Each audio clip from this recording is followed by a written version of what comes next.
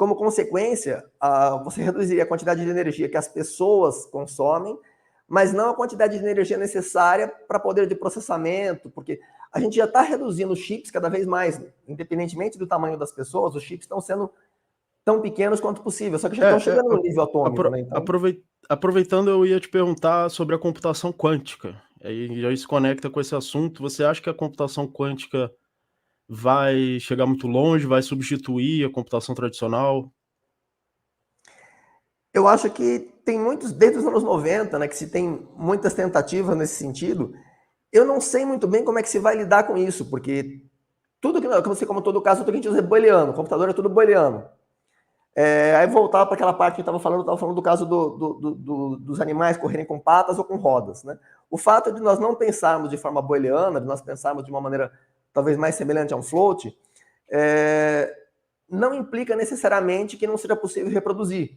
Talvez não reproduza o mecanismo todo, mas o efeito final, o resultado final, que no caso, a finalidade do transporte é você se locomover de um lugar para o outro. Então, tanto faz você usar rodas ou patas ou asas, né? Se você se desloca mais rápido, você cumpriu o objetivo ali, que era você sair de um ponto e chegar no outro rapidamente, com segurança, com conforto e tal.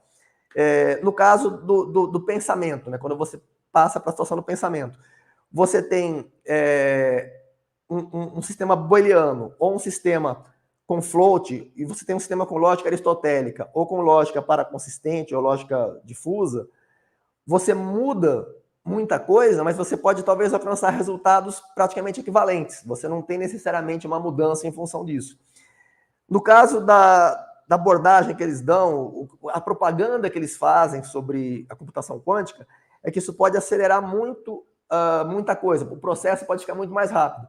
Mas acho que ao mesmo tempo que pode ficar muito mais rápido, pode ter muito mais erros e ficar mais confuso, porque pode começar a haver um emaranhamento ali, pode ficar nebuloso, alguma coisa que era muito nítida, 0, 1, né? O computador dificilmente você vai ter...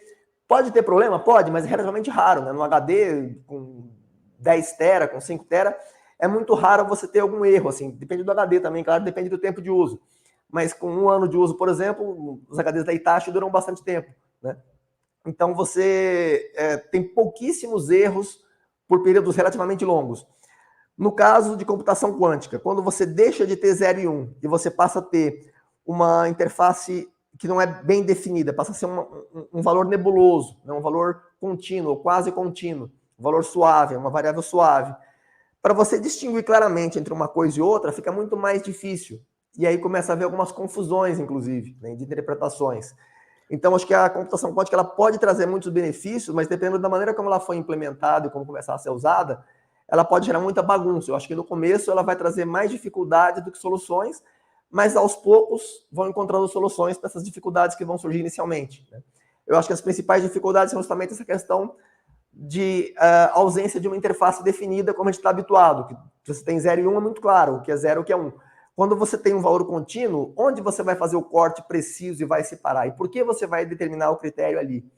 E outro ponto é, você tem precisão suficiente na medida, por exemplo, para você determinar se está passando corrente ou não, você vai fazer uma medida da corrente, e se tiver acima de um certo ponto, por exemplo, sei lá, 3,5 volts, tem corrente.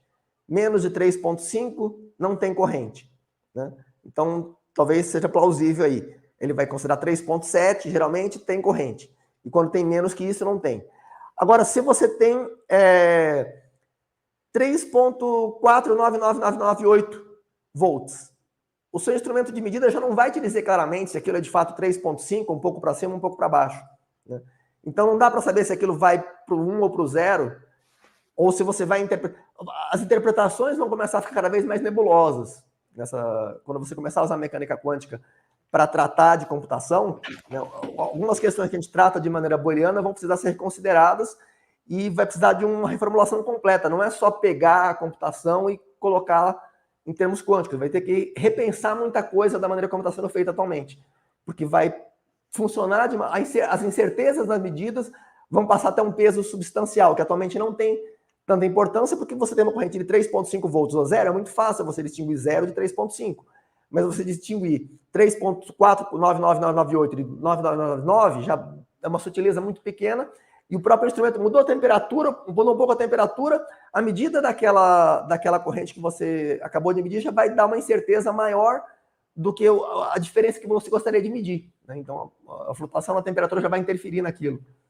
Você acha que a gente vai parar de usar silício para fazer computação? Porque eu acho que o silício é um material particular, específico, e provavelmente ele tem um limite, né? E para a gente passar desse limite, a gente vai ter que mudar o material que é usado para computação, né? Então, eu acho que a questão, inclusive, da vida... Desculpa, e para complementar isso, um desses materiais que é candidato a substituir o silício é o DNA.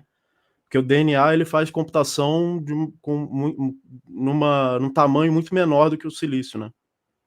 Só que Computação com DNA. então, esses são vários pontos, né?